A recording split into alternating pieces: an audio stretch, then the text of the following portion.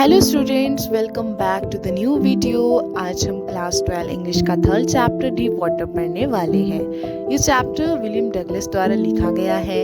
इस चैप्टर की सबसे खास बात यह है कि यह सिर्फ स्विमिंग या वाटर की स्टोरी नहीं है, बल्कि यह एक ऐसे व्यक्ति की जर्नी है जिसने अपने सबसे बड़े फियर पर जीत हासिल की। So without wasting any time, let's begin. William Douglas बचपन से ही वाटर से डरते थे। उनके इस फियर की शुरुआत एक चाइल्डहुड इंसिडेंट से हुई थी।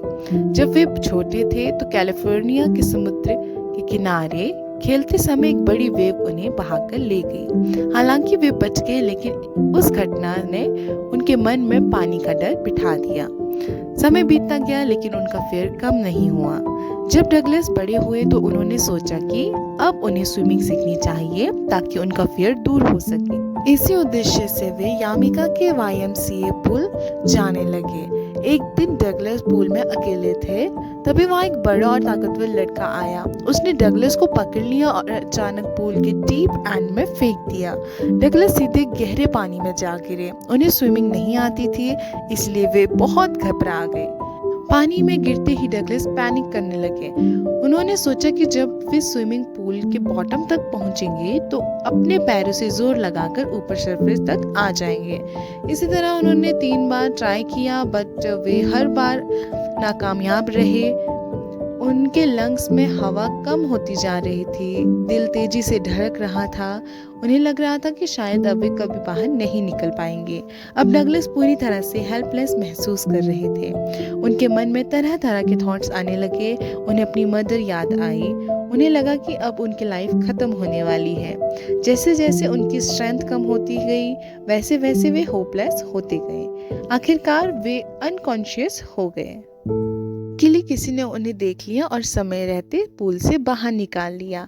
उनकी जान बच गई, लेकिन इस इंसिडेंट ने उनके माइंड पर बहुत बुरा असर डाला। अब उनका वाटर फियर पहले से ज़्यादा बढ़ गया था। इस घटना के बाद डगलस किसी भी लेक, रिवर या स्विमिंग पूल के पास जाने से डरते थे। वे बोटिंग, फिशिंग और स्विमिंग जैसी एक्टिविटीज से दूर रहने लगे। फियर ने उनके फ्रीडम छीन ली, लेकिन डगलस ने हार नहीं मानी। उन्होंने तय किया कि वे अपने फियर को अपनी पूरी लाइफ पर हावी नहीं होने देंगे। इसलिए उन्होंने एक प्रोफेशनल इंस्ट्रक्टर की मदद ली। इंस्ट्रक्टर ने उन्हें स्टेप बाय स्टेप ट्रेनिंग देना शुरू किया। सबसे पहले उन्हें पानी में कंफर्टेबल होना सिखाया गया, फिर ब्रीदिंग टेक्निक सिखाई गई। उसके बाद फ्लोटिंग, किकिंग और आर्म मूवमेंट्स की प्रैक्टिस करवाई गई। यह ट्रेनिंग कई महीनों तक चली। धीरे धीरे डगलस का कॉन्फिडेंस बढ़ने लगा। जब ट्रेनिंग पूरी हो गई तो डगलस ने सोचा कि अब उन्हें खुद को टेस्ट करना चाहिए। वे एक लेक पर गए। शुरुआत में फिर से डर महसूस हुआ, लेकिन इस बार उन्होंने फियर को अपने ऊपर हावी नहीं होने दिया। उन्होंने स्विमिंग जारी रखी। कुछ देर बाद उन्हें महसूस हुआ कि उनका फियर अब कमजोर पड़ चुका है। आखिरकार डगलस ने अपने सबसे बड़े फियर को हरा दिया। उन्हें समझ आ गया था कि असली फियर पानी नहीं, उनके अंदर का फियर है। जब उन्होंने उसका सामना किया तो वह खत्म हो गया। स्टूडेंट, इस चैप्टर का सेंट्रल आइडिया, फियर इंसान का सबसे बड़ा एनिमी होता है। जब हम डर से भागते हैं तो वह और मजबूत होने लगता है, लेकिन जब हम उसका सामना करते हैं तो वह धीरे धीरे खत्म हो जाता है। विलियम डगलस की स्टोरी हमें करेज, कॉन्फिडेंस और डिटर्मिनेशन और सेल्फ बिलीफ का महत्व सिखाती है।